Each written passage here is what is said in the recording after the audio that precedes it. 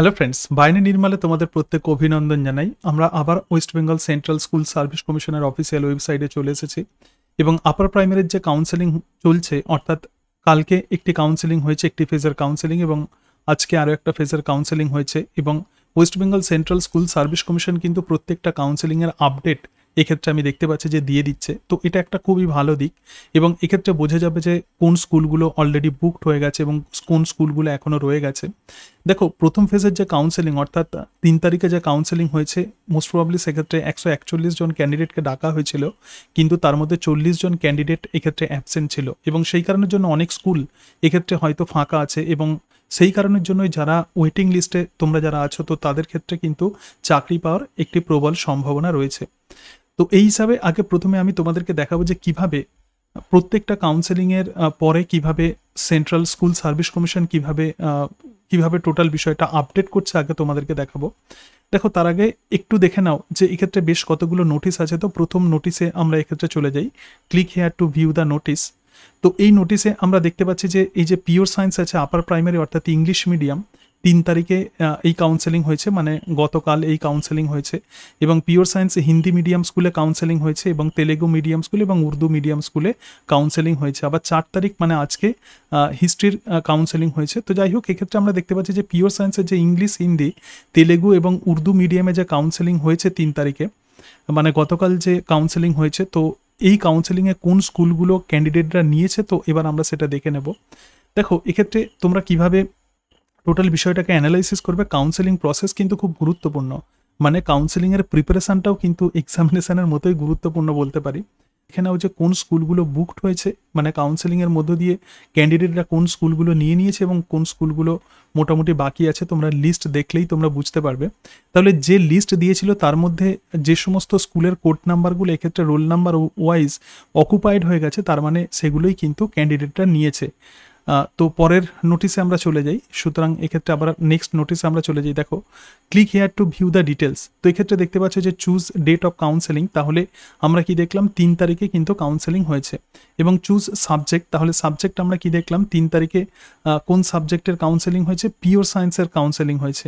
সুতরাং এক্ষেত্রে একটু দেখে নিই যে পিওর সায়েন্স, ওকে, তো পিওর সায়েন্স আপার প্রাইমারির এক্ষেত্রে কাউন্সেলিং হয়েছে। চুজ মিডিয়াম, তো কী কী মিডিয়াম আমরা দেখলাম, এক্ষেত্রে ইংলিশ মিডিয়াম, হিন্দি মিডিয়াম এবং তার সঙ্গে সঙ্গে তেলেগু আর উর্দু। তো প্রথমে আমি হিন্দি মিডিয়ামে চলে যাই। সুতরাং হিন্দি মিডিয়ামে যখনই তুমি চলে আসবে, তখন এরকম একটা পপ আপ খুলে যাবে যে সাবমিট। তাহলে সাবমিট করে তারপরে বলছে are you sure the data you have entered is correct. তাহলে আমি এক্ষেত্রে ওকে করে দিই।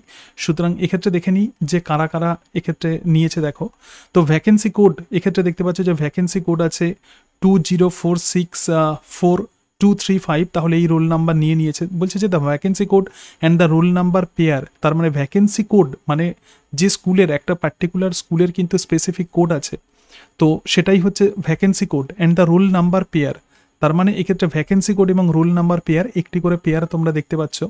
Roll number pair indicate the particular vacancy allocated to the candidate having that roll number.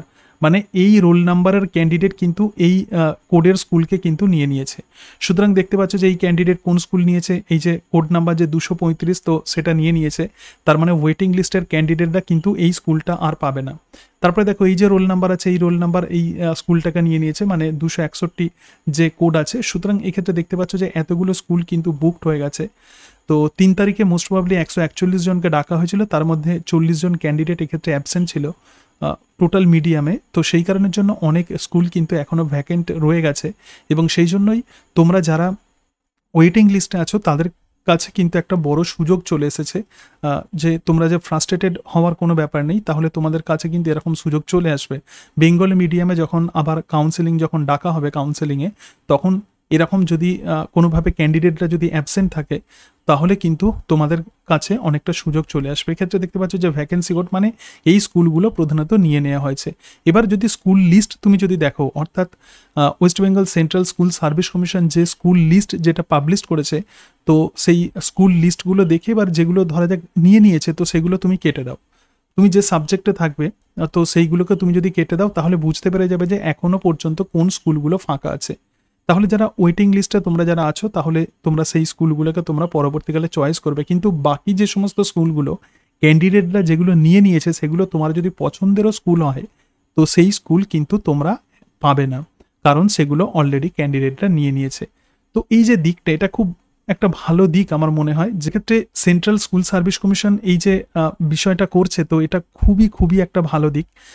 এবং সেই কারণের জন্য তোমাদের সামনে কিন্তু টোটাল বিষয় ওপেন হয়ে যাচ্ছে, তোমরা ডিটেলসে জেনে যাচ্ছ। যেমন আমরা যদি ফাইনাল ভ্যাকেন্সি ক্ষেত্রে আমরা যদি দেখি, প্রত্যেকটা সাবজেক্ট ওয়াইজ এরকম ভ্যাকেন্সি প্রথমে পাবলিশ করা হয়েছে, তারপরে আবার কাউন্সেলিং হচ্ছে, তার মানে কোন স্কুলগুলো, দেখো এক্ষেত্রে কোড আছে, তার মানে কোন স্কুলগুলো এক্ষেত্রে বুকড হয়ে যাচ্ছে, মানে কাউন্সেলিং যে সমস্ত ক্যান্ডিডেটরা অংশ নিচ্ছে, তো তারা কোন স্কুলগুলোকে বুক করে নিচ্ছে সেটাও কিন্তু তোমরা অলরেডি এই লিস্টগুলো থেকে দেখে নেবে। তাহলে আবার বলছি যে যে সাবজেক্টে আছো, তো সেই সাবজেক্টে এই ভ্যাকেন্সি লিস্ট প্রথমে প্রিন্ট আউট করে নেবে।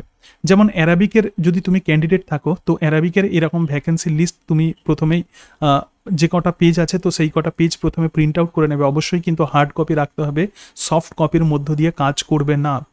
এরপরে কি হবে, এরপরে যখন কাউন্সেলিং হবে, সুতরাং তুমি যখন কাউন্সেলিংয়ে তোমার যখন টার্ন আসবে, তখন অবশ্যই কিন্তু স্কুলগুলোকে তুমি, আমি যেরকমভাবে তোমাদেরকে বলেছিলাম যে স্কুল কিন্তু তোমার র্যাঙ্ক অনুযায়ী তুমি চয়েস করবে। যেমন যদি ধরে নিই যে তোমার র্যাঙ্ক হচ্ছে 50 বা 40, তোমার যদি র্যাঙ্ক হয়, তাহলে তুমি মিনিমাম 50 স্কুল কিন্তু তুমি চয়েস করে রাখবে। এবং এই প্রসঙ্গে আরও একটা কথা বলি, দেখো প্রথম আমি যখন, মানে আমার যখন এসএসসি এক্সামিনেশানে আমি যখন ক্র্যাক করেছিলাম এবং প্রথম আমি যখন সার্ভিস পাই, তখন আমাকে গাইড করার মতো কেউ ছিল না, এবং সেই কারণের জন্য আমি জাস্ট তখন তো একটা চাকরি পেয়েছি, মানে ইম্প্যানেলড হয়েছি, তো এটা দেখেই আমি প্রচণ্ডভাবে আনন্দিত হয়ে গিয়েছিলাম। এবং সেই জন্য অগ্রপশ্চাৎ বিচার বিশ্লেষণ না করেই আমি আমার বাড়ি থেকে অনেক দূরে আমি স্কুল নিয়ে ফেলেছিলাম। কিন্তু পরবর্তীকালে সত্যি সত্যি যখন সার্ভিসে যখন জয়েন করি, তখন দেখলাম যে যাতায়াতের ব্যাপারটাই আমার কাছে অনেকে হেক্টিক হয়ে যাচ্ছে। তো প্রথম 2-3 বছর অতটা অসুবিধা হবে না, কিন্তু পরবর্তীকালে যত সময় যাবে তত কিন্তু প্রবলেম তৈরি হবে, তুমি যদি অনেক দূরে স্কুলে তুমি যদি সার্ভিস করো।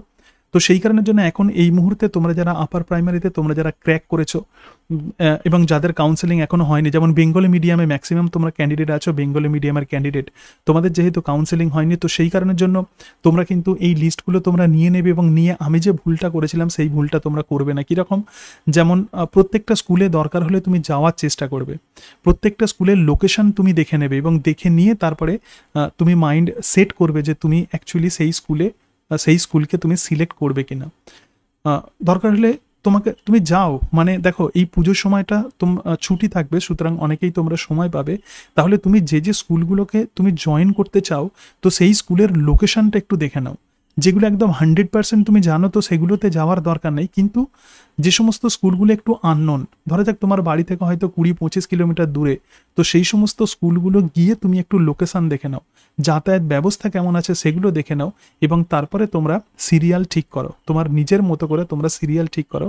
এটা খুব গুরুত্বপূর্ণ বিষয়, এবং এটাই হচ্ছে প্রকৃতপক্ষে কাউন্সেলিংয়ের প্রিপারেশান। তো এই প্রিপারেশান কিন্তু খুব গুরুত্বপূর্ণ, খুব চিন্তা ভাবনা করে কিন্তু স্কুল চয়েস করতে হবে।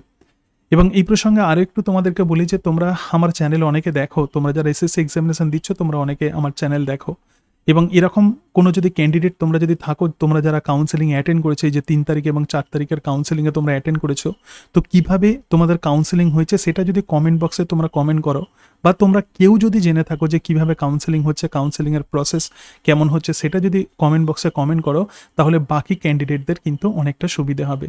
তো আমি আশা করব যে তোমরা যারা জানছো যে এই আপার প্রাইমারির কাউন্সেলিং কিভাবে হচ্ছে, কেউ যদি জেনে থাকো তাহলে অবশ্যই কমেন্ট বক্সে কমেন্ট করবে, তাহলে অনেক ক্যান্ডিডেটের এক্ষেত্রে সুবিধা হবে। আর বলছি যে তোমরা যারা পরের কাউন্সেলিংগুলোতে তোমরা যারা অ্যাটেন্ড করবে, তারা অবশ্যই এই যে লিস্ট আছে, এই লিস্টের হার্ড কপি নিয়ে নাও, এবং হার্ড কপি নিয়ে স্কুলগুলোতে তোমরা যাও, যে স্কুলগুলো তো এক্ষেত্রে ভ্যাকেন্ট আছে, তো সেই সমস্ত স্কুলগুলোতে যাও এবং গিয়ে সেখানকার লোকেশান দেখে নাও, এবং দেখে নিয়ে তারপর তুমি তোমার সিকোয়েন্সকে তুমি চয়েস করো। যেমন এক্ষেত্রে যে লিস্ট আছে, ধরা যাক এই যে স্কুলটা আছে, এটা তোমার 1 নাম্বার প্রেফারেন্স, যাতায়াত ব্যবস্থা খুব ভালো, তার সঙ্গে সঙ্গে তোমার অতটা বাড়ি থেকে যেতে বেশি সময় লাগবে না, তো এই স্কুলটা তাহলে 1 নাম্বার দিয়ে দাও। তারপরে ধরা যাক এই স্কুলটা তারপরেই একটু দূরে, সুতরাং এটা 2 নাম্বার দিয়ে দাও, আরেকটু দূরে এটা 3 নাম্বার দিয়ে দাও। সুতরাং এরকমভাবে আমি অ্যাটলিস্ট তোমাদেরকে যেটা বলতে চাইছি যে স্কুলেতে গিয়ে অ্যাটলিস্ট তোমরা দেখে নাও। দেখো, কারোর থেকে শুনে কিন্তু আমার মনে হয় যে ডিসিশান না নেওয়াই ভালো, কারণ এটা যেহেতু একটা লাইফ লং ব্যাপার, তো তো সেই কারণের জন্য তোমরা নিজেরা যাও, নিজেরা গিয়ে স্কুলের লোকেশনটা দেখে নাও, এটা কিন্তু খুব খুব গুরুত্বপূর্ণ। আজকে তাহলে এই পর্যন্তই, সকলে ভালো থেকো। So thank you and that's it.